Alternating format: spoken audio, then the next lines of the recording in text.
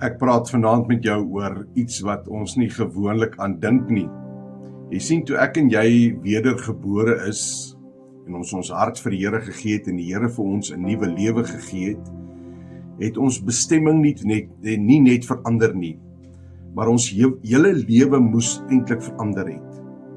En weet jy wat, daar's 'n baie interessante, 'n verstommende, 'n baie groot stelling wat deur Paulus gemaak is, en hy sê vir ons in 1 Korintiërs 2 vers 16, sê hy die volgende: want wie het die gedagte van die Here geken, dat hy hom sou kan onderrig?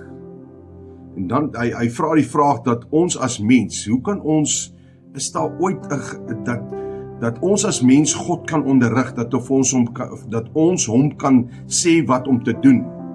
Dan maak hy die volgende stelling en hy sê, maar ons het die sin in die Afrikaanse Bybel van Christus.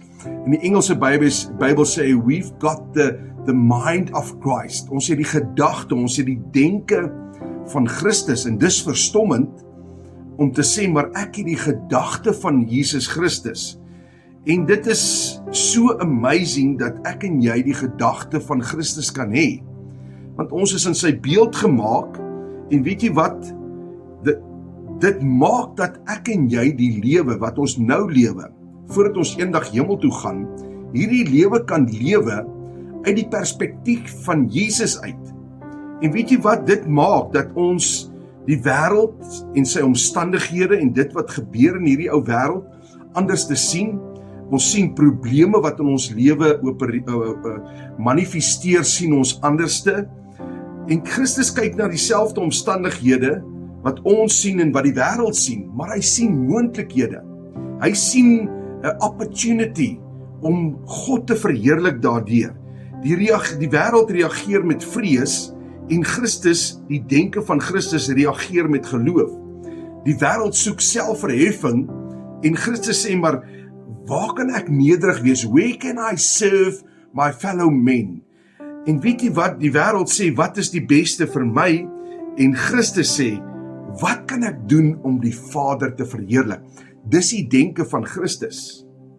En die denke van Christus, om dit te hê, beteken nie ek is alwetend, en ons weet alles nie, ons weet nie wanneer die koms van die Here gaan wees, ons is nie alwetend nie.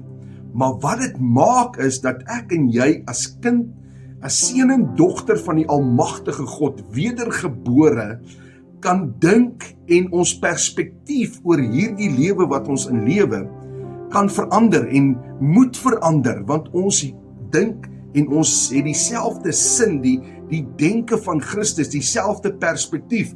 En ons het so, die afgelope tyd het ek gepraat oor Jesus wat met die 5 broodjies en 2 vissies, het hy die amazing wonderwerk verrig.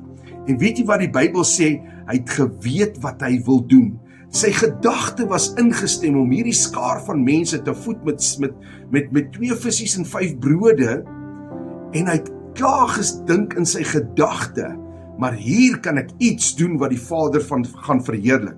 En dieselfde gedagte moet by my en met jou wees. Dieselfde perspektief moet by my en by jou wees. En ons kan elke probleem wat ons teekom, selfs met ons vriende en mense met wie ons te doen kry wat probleme het, kan ons uit 'n Christelike, uit 'n Jesus perspektief, uit sy gedagte uit sien, maar hier is 'n geleentheid om God die Vader te verheerlik. Ons sien die 2 vissies en 5 broodjies, en dis 'n probleem, maar uit God se gedagte sien hy, maar hier is 'n geleentheid om God te verheerlik.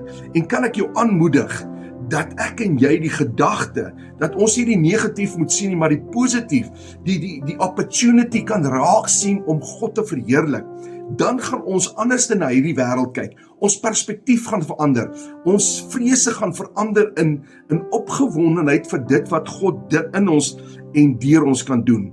En die laaste punt wat ek vir jou wil sê, as ons werklik die denke van Christus het, as ons sy perspektief uit sy perspektief uit hierdie ou lewe kan raak sien, behoort my en jou reaksies al hoe meer en al hoe meer soos Christus in 'n lyk. Ek wil jou aanmoedig, begin om God se denke te praktiseer en in sy woord te delf om te gaan kyk, hoe het God gedink? Toe hy gehoor het Lazarus is dood, toe wag hy nog vir 'n paar dae, want hy het geweet, hy gaan sy Vader verheerlik, om Lazarus uit die doodheid op te wek. En dieselfde gedagte, dieselfde perspektief, moet in my en jou wees, en die Vader gaan verheerlik word, deur my en jou lewe.